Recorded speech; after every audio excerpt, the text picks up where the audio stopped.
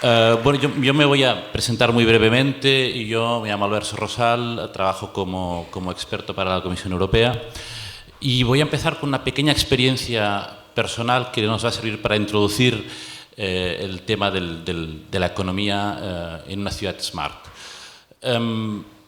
Mi hijo, a los 18 años, y esto liga con lo que decía Josep Nadal, su gran ilusión era aprender a conducir y tener un coche. Ahora tiene 25 y ha decidido que el coche que heredó de su abuelo, que tiene 20 años, lo llevó no me sale la palabra en castellano, al desguace, gracias. Lo llevó al desguace y no se va a comprar otro porque ha decidido que a partir de ahora va a utilizar el transporte público como medio principal. Y dices, bien, fantástico, ¿no? Verónica hablaba del cambio cultural al principio de esta sesión de hoy, y yo creo que los jóvenes son los que nos empujan a este cambio cultural. Y lo llevamos al desguace y pensamos, mira que nos ahorramos un coche, el seguro, no contaminamos, no pagamos impuesto de circulación. Ostras, y dices, claro, fantástico, le estoy pidiendo a los gestores de las ciudades, hablando de movilidad urbana, más transporte público, más carriles bici, más gasto, y a cambio le voy a ofrecer menos ingresos fiscales. Es la ecuación perfecta para todo gestor municipal. Entonces, vamos a ser ecológicamente fantásticos, estamos en una emergencia climática, y como premio a tus actuaciones para minimizar el uso del coche privado en tu ciudad, te vamos a premiar con menos ingresos fiscales, ¿no? Bueno, y por eso entramos a hablar de economía. Si hay algún legislador en la sala que pueda ayudarnos también a transmitir al legislador que no podemos hablar de Smart City sin replantear la fiscalidad de las autoridades locales. Yo creo que esto es un tema fundamental que no se está poniendo encima de la mesa. Pero nosotros no vamos a hablar de esto, sino que vamos a hablar de dos temas, digamos, en dos bloques. Eva y yo vamos a hablar un poco de, bueno, mientras el legislador se lo piensa, a ver cómo resolver esta ecuación, cómo podemos ser innovadores en buscar dinero, en generar dinero para hacer estas inversiones necesarias, y luego hablaremos de la economía propiamente dicha con Chus y con Toni, ¿no? Yo trabajo como experto para la Comisión Europea. Y yo creo que es un privilegio que tenemos los que tenemos la gran fortuna de vivir en la Unión Europea, y contra todos estos discursos demagógicos que muchas veces escuchamos. Yo creo que hay varias cosas muy importantes que nos ayuda la Unión Europea. Primera, la Unión Europea trabaja en horizontes temporales de largo plazo.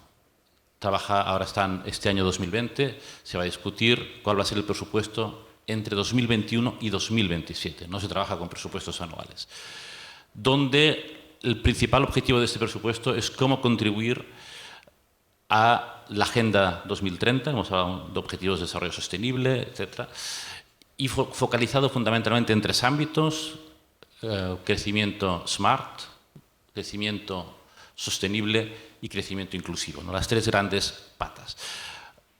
Smart Cities, y perdonad que no use la palabra ciudad inteligente, yo creo que las ciudades no son inteligentes. Para los que sabemos inglés, smart no quiere decir inteligente.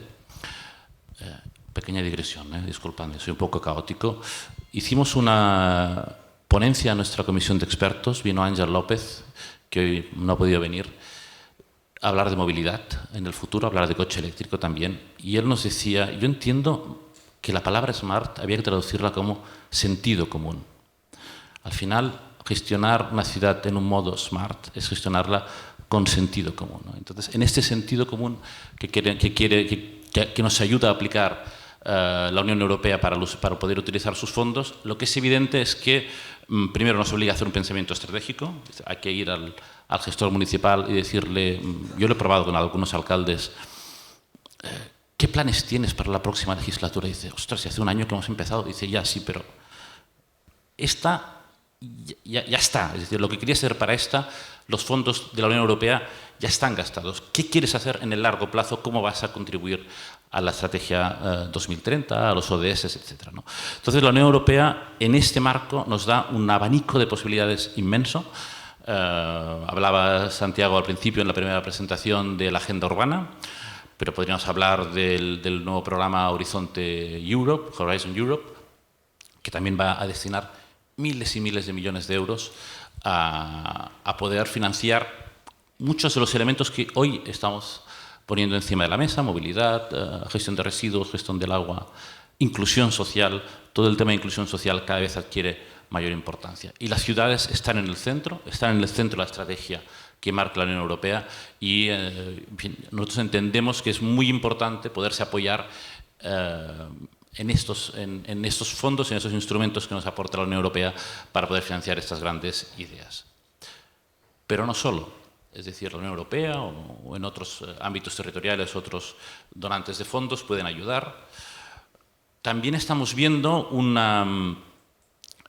al menos en España, yo creo que estamos viendo por parte de ciertos medios de comunicación y ciertos actores políticos una demonización del privado, ¿no? Y aquí es donde yo querría dar la palabra a Eva.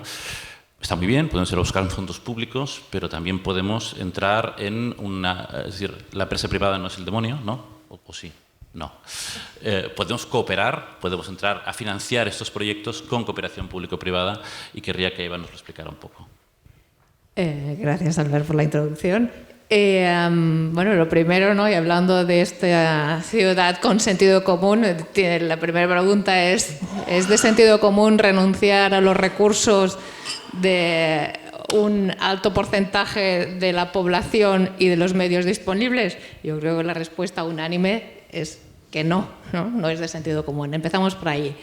Y la segunda, y entrando ya en la parte, empezando un poco con la parte demagógica de la historia que comentabas tú, ¿no? Lo primero, aclarar conceptos, ¿no? Hablamos de colaboración público-privada, pero ¿qué es la colaboración público-privada o qué no es, ¿no? Lo primero es que no es una privatización. Y esto hay muchos que aún no lo han entendido, o lo han entendido pero no quieren trasladarlo así. Una colaboración entre sector público y privado de un servicio público es un modo de gestionar un servicio público donde la responsabilidad y la propiedad mantienen el sector público, que hay veces también que en el sector público también se olvida esto, que la responsabilidad continúa estando allí, pero que la gestión se realiza con la colaboración o con la participación a través de una empresa privada. Empecemos así como concepto. Y más allá de esto, ¿qué es? Si dividimos un proyecto, consideremos pues, un proyecto de llevar el servicio de agua, una red de fibra óptica, un hospital, ¿qué fases hay en un servicio, en la prestación del servicio? Primero hay un diseño, hay que diseñar este proyecto, saber qué servicio hay que dar, ¿no? Y qué infraestructura debe realizarse, debe construirse, hay que construirlo.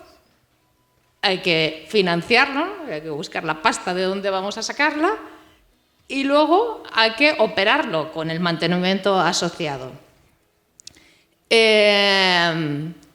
La colaboración público-privada entra en escena ya hace muchísimos años. Las primeras concesiones de agua, segundas, ¿no? Que nos vienen a la mente con más o menos, yo creo que con menos buen recuerdo, son los peajes en las carreteras, pero entran para hacer partícipe a una empresa privada en varias de estas fases en el desarrollo del proyecto. Este proceso, este modo de gestión está regulado por la ley. En diferentes países las regulaciones pueden ser diferentes, pero hay un marco jurídico que lo apoya. Y es la administración pública quien debe decidir en un momento determinado si un servicio le ofrece un mayor valor por dinero, ¿no? Aquí entra el concepto inglés del value for money, en un momento determinado, es decir, para cuando quiere contratar un servicio, debe escoger entre todas las alternativas cuál es la más adecuada para este servicio. Esto no quiere decir que en todo momento debe ser un modelo de concesionado o de colaboración público-privada el que sea más adecuado, pero es una herramienta que está allí para determinar si es el más adecuado a la licitación tradicional, donde la administración diseña lo que quiere y le dice a una empresa hágalo, y yo le pago tanto y le voy a pagar por lo que haga. Esté bien o esté mal, lo haya diseñado bien o lo haya diseñado mal, ¿no? Y luego contrataré o lo mantendré y lo operaré yo con mis medios propios, o a lo mejor busco a alguien, una empresa, un subcontratista, mantenedora que lo mantenga, ¿no? Entonces, ¿qué aporta esto? ¿Qué aportan los modelos de colaboración público-privada a la administración? Lo primero es una fuente de financiación que para una administración pequeña, como es a nivel municipal, sea las ciudades más grandes o más pequeñas, pero comparados con los presupuestos públicos en general, pues las posibilidades son más reducidas y sobre todo con un poco la ley de racionalización de la economía que les impide que se endeuden muchos de los casos, les aporta herramientas para desarrollar servicios y proyectos antes de tener del cajón, ¿no? el cajón guardado donde tienen el guardadito ahí el dinero, ¿no? Es una forma, pero ni es la única ni es la mejor, ¿no? Otro tema que aporta, y ahí es donde creo que es, sobre todo en entornos civilizados o de primer mundo en el que nos encontramos, es la racionalización y la optimización. Cuando tú tienes que operar un servicio y recibes tus ingresos a cambio de cómo lo operas, tú ya sabes cómo debe estar diseñado, tú ya sabes cómo está construido. Tú ya te sabes cómo lo que te están pidiendo los bancos que debes cooperarlo, construirlo. Por tanto, todo el ciclo del proyecto está pensado para minimizar, optimizar costes y hacer más rentable el servicio. Por otro lado, y esto no hay que olvidarlo, es que tal como están los intereses, es decir, está claro que financiar un proyecto con colaboración público-privada es más caro porque también hay que encontrar el beneficio industrial, que las empresas no son ONGs, sino, es decir, al final hay que valorar todo. Pero en toda la ecuación hay una optimización no solo económica, sino de gestión que debe estar tenida en cuenta. Y si entramos en el Smart City, y esto, bueno, aquí entraba en el marco global, esto es necesario porque entramos en la innovación tecnológica, no solo en la eficiencia, sino en la innovación. Para una administración pública es muy complicado estar constantemente innovando, no solo por los recursos, sino por el propio conocimiento, porque los técnicos municipales tienen 1000 cosas y es imposible, no es que no quieran, es que es imposible que estén actualizados. Por lo tanto, la colaboración público-privada tiene un papel relevante, sobre todo a nivel municipal.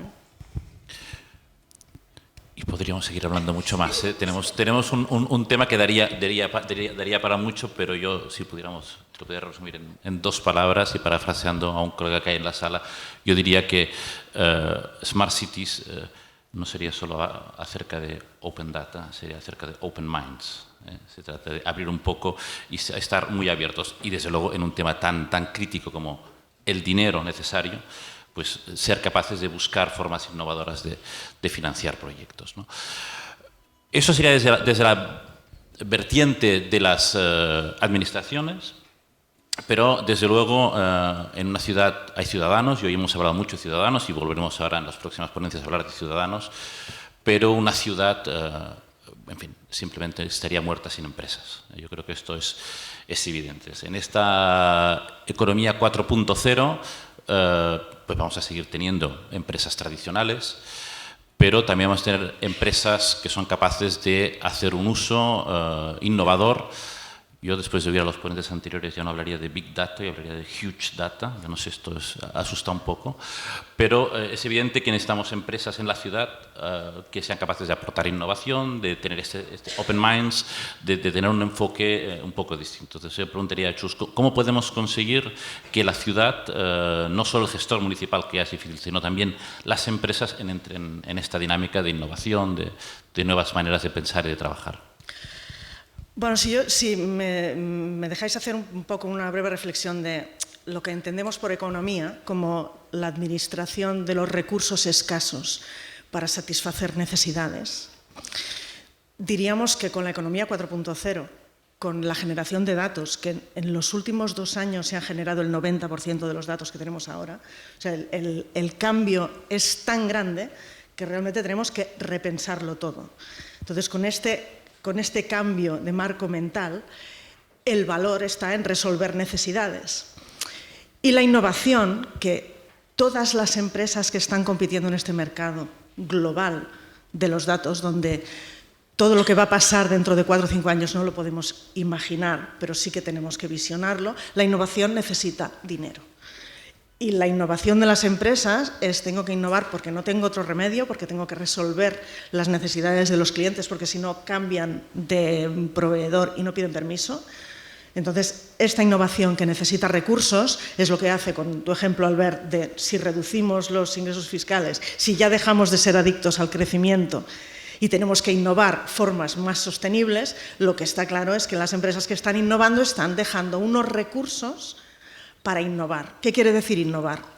Que esos recursos que estoy aplicando no sé cuándo van a ofrecer un resultado y si va a funcionar o no. Por lo tanto, este marco mental de la innovación, cuando decía Seba, es que si hay recursos públicos disponibles de la Unión Europea, es de poco sentido común no utilizarlos, pero realmente el enfoque de la economía 4.0, a mí el que me encanta con el enfoque positivo que decían antes, es que el valor es resolver necesidades que sencillamente antes no podíamos resolver. Y antes con la ponencia de Antonio Eroles, con el tercer sector, cómo enfocar la tecnología, primero definir el problema y una vez está definido ese problema, cuál es la solución tecnológica que aplicamos. Pero hay sin duda la innovación es riesgo y el riesgo que no nos podemos permitir es no innovar. Estas empresas necesitan, todas las empresas de cualquier tamaño, grandes, startups, pequeñas, necesitan un ecosistema y en la ciudad tiene un papel muy relevante para hacer que las cosas pasen. Si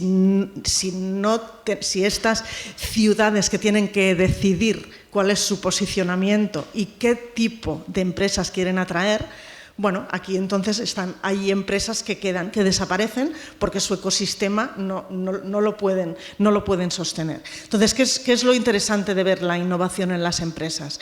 Que en la economía del conocimiento el valor está en aprender. Las empresas están habituadas a hacer, no a aprender. Entonces aquí sí que es necesario este cambio de lo que se habla ahora de la cultura de datos. Es decir, tenemos que aprender de lo que nos dicen los datos, cuáles son las soluciones que podemos ofrecer al mercado, prototipar y explorar cuáles van a poder ser rentables y dar un valor al mercado. Y todo esto lo que implica es que las empresas, su ventaja competitiva más sostenible es aprender más rápido que la competencia. Y esto es así, pero las empresas no aprenden sin personas que aprendan.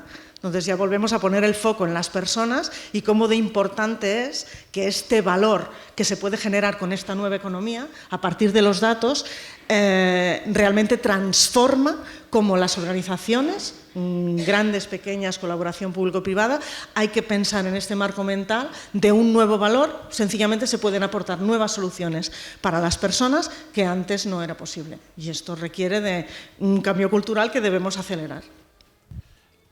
Disculpa, acá una pregunta que no habíamos pactado antes, ¿eh? O sea que, lo siento, ¿no? Pero ahora es que diciendo lo que estabas comentando, ¿no? Leía en la prensa el otro día que en la Unión Europea, no en el África subsahariana, en la Unión Europea hay 120 millones de personas que no saben enviar un email, que no saben usar la tecnología. Entonces estamos hablando de una economía del conocimiento, una economía 4.0, estamos hablando de innovación, fantástico. ¿Cómo conseguimos no dejar descolgadas tanto el mercado de trabajo, que he comentado en la anterior, a un montón de personas, o cómo conseguimos llegar a esta gente que, en fin, simplemente, si no saben enviar un email, imagínate otras cosas que podemos estar ofreciendo, ¿no? Yo aquí sí que sencillamente lo que creo que también se ha dicho en la primera mesa es comunicación. O sea, necesitamos conectar con necesidades reales de personas, independientemente de que accedan a esta tecnología que, bueno, entendemos más o menos, pero realmente lo que todo el mundo entiende a nivel de persona es qué necesidades tengo que quiero resolver. Y entonces por ahí la colaboración público-privada, gobierno, administración, empresas, es que no queda nadie fuera de esta necesidad de cambiar el marco mental. Hay que entenderse, ¿no? El tecnólogo tiene que entender a la persona que tiene la necesidad y esto yo creo que es la transformación social que necesitamos, una auténtica revolución. Vaya. Dentro de esta revolución que necesitamos en Europa, y ahora sí que le daré la palabra a Antoni, ¿no? Yo pienso que uno de los puntos débiles que tenemos en Europa, si comparamos con otros ecosistemas innovadores, es la gran dificultad que tenemos de ser capaces de, a lo mejor en este contexto de dispersión, ¿no? De conocimiento, cómo conseguimos que la tecnología, o sea, decíamos, hemos de identificar la tecnología, y ahora cómo conseguimos hacer esa transferencia tecnológica, ¿no? De las universidades, de los centros de investigación, al detector de necesidades, de ahí a la empresa que tiene que dar el servicio. O sea, hay una necesidad, hay mucha tecnología, también lo comentaba María en el primero. Será por tecnología. Tecnología tenemos mucha, pero ¿cómo conseguimos llegar la tecnología adecuada a la empresa adecuada para dar aquel servicio que responde a las necesidades reales, ¿no? Sí. Bueno, gracias. Gracias por estar todos aquí hoy, también hablando de un tema tan interesante, de varios temas muy interesantes. Bueno, mi nombre es Antoni Paz. Además de colaborador con No Urbanet, dirijo una fundación que se dedica a la transferencia de conocimiento y tecnología que se llama Fundación KIM-BCN.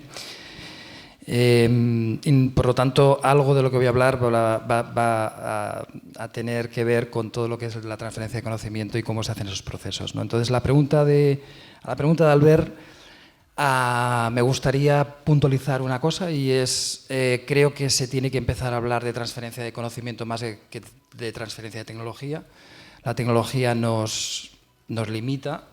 La tecnología en sí misma tiene un valor no tiene valor intrínseco, lo que nos da mejor calidad de vida o nos permite diferenciarnos o conseguir productos nuevos, novedosos, es la utilización de esa tecnología para que tenga un impacto, ¿no? Entonces, nosotros preferimos hablar de transferencia de conocimiento. Transferencia de conocimiento es cualquier proceso que se establece clásicamente entre la academia, la universidad y la industria para obtener ventajas competitivas a partir de la investigación y desarrollo de las universidades y de los grupos académicos y de investigación para que se utilicen de forma efectiva las empresas.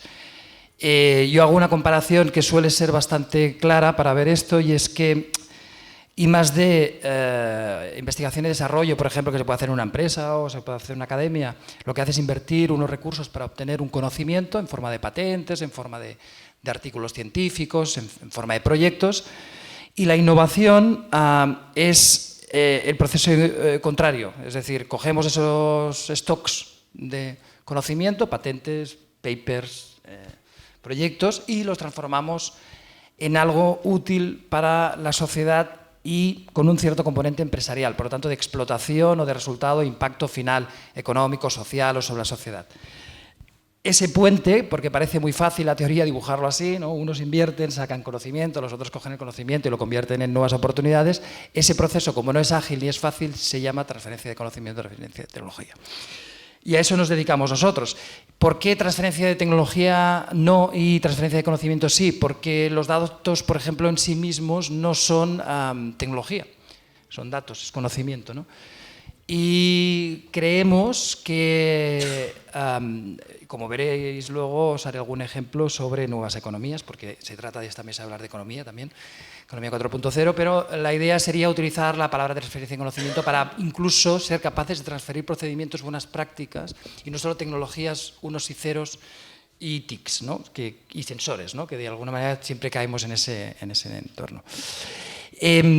Yo estoy bastante de acuerdo con casi todo lo que se ha dicho hoy. Quizás sí tenía otro comentario que me gustaría lanzar, un poco más optimista, y es que me da sensación, participo en algunos foros sobre Smart Cities, sobre la innovación, sobre hacia dónde va el medio ambiente, la economía circular, etcétera, etcétera, y suele haber siempre un componente un poco como un pesimista, ¿no? De, ostras, ¿qué nos va a pasar? Un miedo latente entre todos, ¿no? Nos vamos a quedar sin trabajo, va a ser peor digamos, el mundo que nos viene, para nuestros hijos será peor, etcétera, etcétera. Yo y me he apuntado 4 datos que tienen que ver simplemente con el bienestar en el planeta, y que en este caso los he sacado muy rápidamente de un autor que se llama Harari, que tiene un par de libros que están muy bien y que os recomiendo. Y solo para que entendamos un poco por dónde va y enmarcar este mensaje más optimista que os quería dar, en principio la tecnología nos ha permitido que en 2010 se muera más gente por obesidad que por hambre en el mundo, ¿no? Y eso es un detalle, pero también se mueren muchísima menos gente por terrorismo, se mueren 7.697 personas en 2010, según datos de Harari, y en cambio por enfermedades asociadas a la obesidad se mueren 3 millones de personas en todo el planeta, ¿no? Eso no quiere decir que vayamos muy bien, ni que todo vaya bien, y que todo el mundo vaya muy bien, pero sí que hay una tendencia positiva en temas de contaminación. El COP25, sabéis que he estado en temas de economía circular. Es cierto que evidentemente tenemos que hacer algo, que tenemos que actuar y que el planeta, pero también hay que observar datos como que cada individuo en el planeta, somos 8.000 millones de personas casi, tiene una huella de carbono menor o contamina menos per cápita que hace 40, 50, 60, 100 años, ¿no?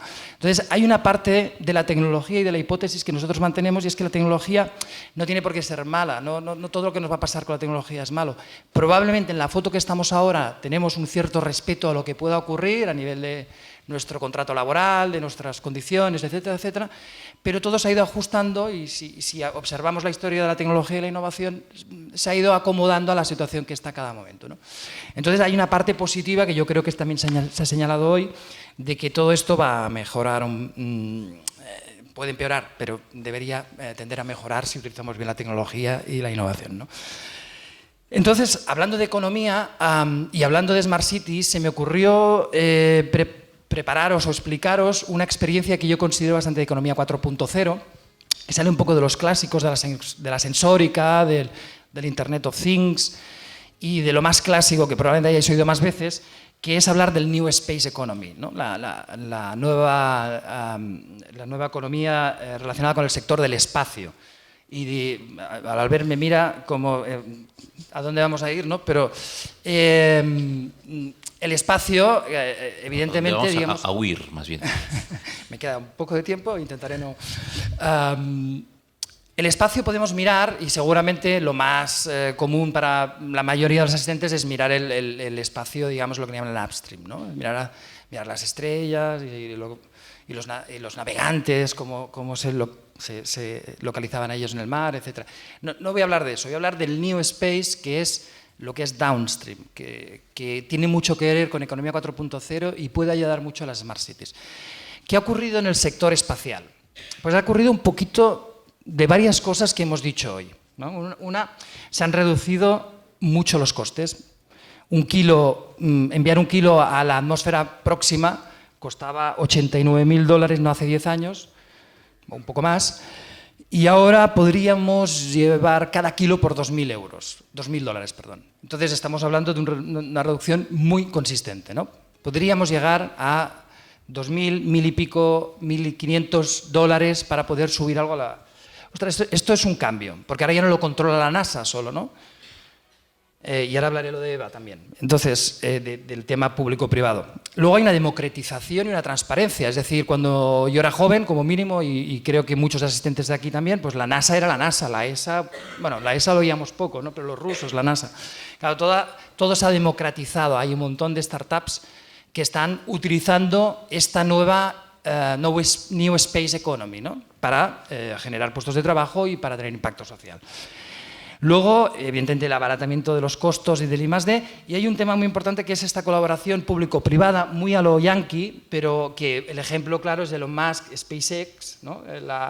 El cohete, que de alguna manera, viendo que se reducían las inversiones de la NASA, desde la carrera espacial 1969 a la Luna, se han ido reduciendo paulatinamente, en algunas épocas mucho, optaron por un mecanismo más flexible, que es el de intentar que los privados propongan las ideas. En este caso, Elon Musk propuso un cohete más barato, más eficiente, desde el punto de vista privado, consiguiendo los contratos con la NASA, colaborando con la NASA, pero desde un punto de vista público-privado.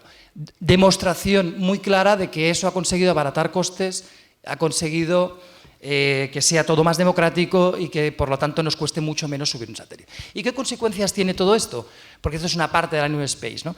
Y es que si yo subo un satélite fabricado en 3D, que también ha salido hoy, en 3D printing aquí, y es más barato, pesa poco, con materiales le pongo unos sensores y este satélite me permite dar datos de cómo está el clima o cómo son los flujos de movilidad de ciertas cosas o nos permite detectar y prever alarmas de cualquier tipo. Los trato aquí en la Tierra, simplemente hago un espejo, el satélite capta y me devuelve unas señales y yo eso lo utilizo y puedo mejorar la movilidad, puedo mejorar el medio ambiente, puedo definir dónde actuar. Estamos hablando de economía 4.0 y fijaros que de alguna manera público-privada, fabricación 3D, gestión de datos, etcétera, etcétera, ¿no? Y entonces os animo un poco a que veáis el Smart Cities o digamos la 4.0 de una forma un poco más amplia, ¿no? Y me he pasado de tiempo un poco. Bueno, invitas a café luego. Muchas gracias a todos. Bueno, muchísimas gracias. Gracias por estos inputs.